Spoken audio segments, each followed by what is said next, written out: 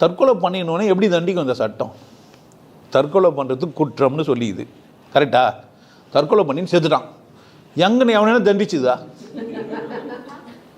ஆக்சுவலாக நான் சட்டம் எதி தான் தண்டிப்பேன். பணத்தை எடுத்து புதைச்சி ஊரில் எடுத்து போய் அவனை நிற்க வச்சு அந்த பணத்தை, இந்த நாய் தற்கொலை பண்ணின நாய், இந்த மாதிரி யாரும் தற்கொலை பண்ணக்கூடாது, இப்படிலாம் அசிங்கப்படுத்துவோம் அப்படின்னு சொல்லி கீழே போட்டு மேலே போட்டு மூத்திரம் பெய்த்து வாயை பிறந்து வச்சு இவ்வளோலாம் பண்ணலாம். அந்த பணத்தை மற்றவங்களாம் பார்த்து என்ன பண்ணுவான்? செத்தா இது மாதிரிலாம் பண்ணுவானுங்கன்ட்டு. செத்துட்டாக எல்லா குற்றத்தையும் மன்னிச்சிடுறீங்க. தற்கொலை பண்ணி இந்த குற்றமா இல்லையா? ஏன் தண்டிக்கல நீங்கள் அவனை? அவன் சாவுக்கு ஏன் போனீங்க? ஏன் போனீங்க? புரியுதா என்ன சொல்கிறேன்னு? தற்கொலை பண்ணிது எவ்வளோ பெரிய அசிங்கம். ஆனால் நீங்கள் என்ன செய்கிறீங்க? அப்படி இரக்கமானவங்க நாங்கள் என்னவோ செத்துட்டாரு.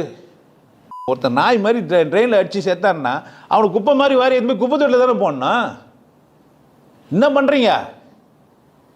அப்போ தற்கொலையை ஊக்குவிக்கிறீங்க, குற்ற செயல்களை ஊக்குவிக்கிறீங்க.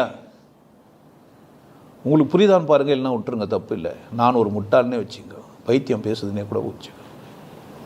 அதனால் குற்றச்செயல்கள் மற்றவங்களுக்கு பார்வைக்கு எப்படி தான் இருக்குதே,